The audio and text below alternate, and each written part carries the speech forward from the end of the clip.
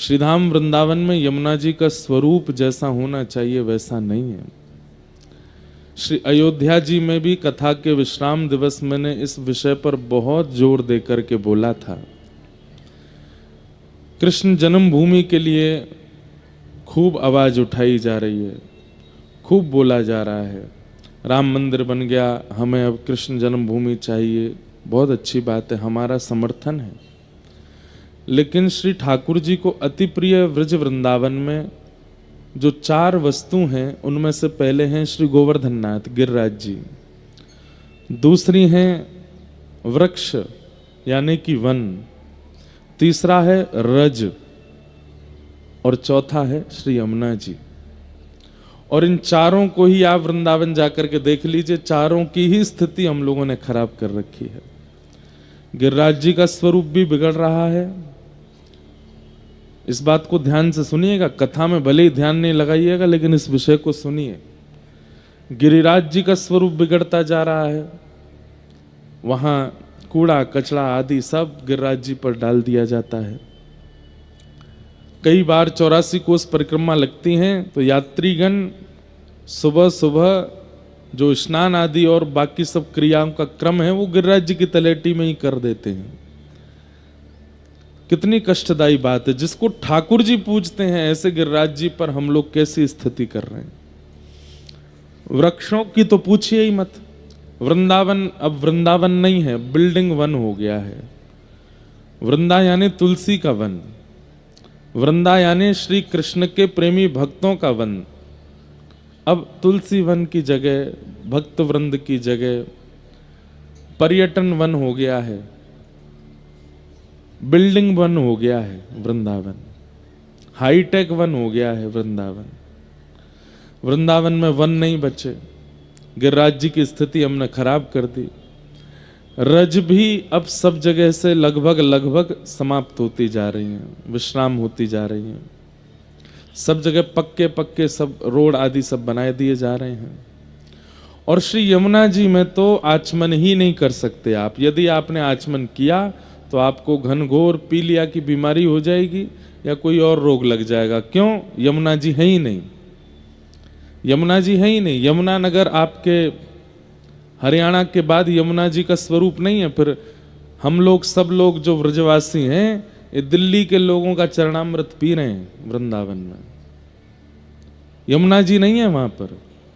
दिल्ली के लोगों का स्नान का जल और आदि आदि जो दूषित जल है वो वृंदावन में आ रहा है। यमुना जी का स्वरूप हमने वहां से बिल्कुल अंतर ध्यान कर दिया है।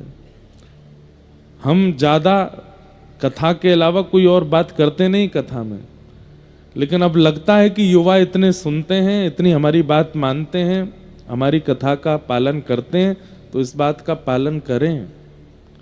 हम सब मिलकर के ठाकुर जी से नहीं, अब सरकार से प्रार्थना करें कि वृंदावन में यमुना जी लाइए, कृष्ण जन्मभूमि आ जाएगी, पहले यमुना जी का आना आवश्यक है। राम जन्मभूमि बनी है अयोध्या में, वहां सरजू जी का जल, मैं अभी गया था, रोज 2-3 बार स्नान करने गया, इतना सुंदर पवित्र जल।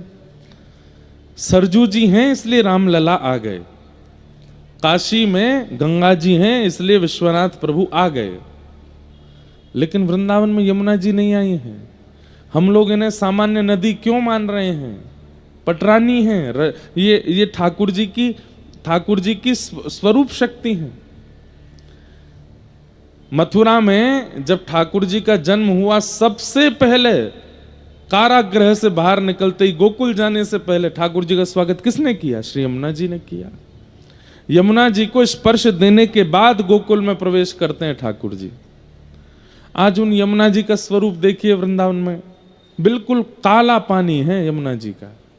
आप स्नान तो छोड़ दीजिए, पान भी नहीं कर सकते, ऐसी यमुना जी का स्वरूप कर दिया गया है। जिस यमुना जी के तट पर ठाकुर जी विहार करते हैं, उन यमुना जी का स्वरूप ही नहीं बचा है। हम ये नहीं कह रहे हैं कि यमुना जी क्रोध में आकर के ऐसा कर रहे हैं, पर कहीं ना कहीं वो पीड़ा में तो हैं। और कब से हैं? 10 साल 20 साल हो गया यमुना जी का पवित्र जल नहीं है। इसलिए हमारी प्रार्थना है कि श्री यमुना जी के शुद्धिकरण पर आप सब लोग भक्त वृंदावन जाके आवाज उठाया कीजिए, प्रार्थना कीजिए कि श्री यमुना जी का जल पुनः व्यवस्थित हो, स्नान करने योग्य, पान करने योग्य हो। यमुना जी सुव्यवस्थित और सुंदर हो जाएंगी तो वृंदावन का सब रूप, सब स्वरूप, सब मंगल में हो जाएगा। जब घर की रानी ही दुखी है तो घर के बाकी लोग प्रसन्न कैसे रहेंगे? वृंदावन की रानी, महारानी श्री यमुना जी हैं। और एक बात आपको बता दूं, श्री यमुना जी में और किशोरी जी में कोई भेद नहीं है। किशोरी जी का ही जल निमग्न स्वरूप श्री यमुना जी हैं और उन्हीं यमुना जी का स्वरूप ऐसा बिगाड़ करके हम किशोरी जी को पीड़ा में डाल रहे हैं।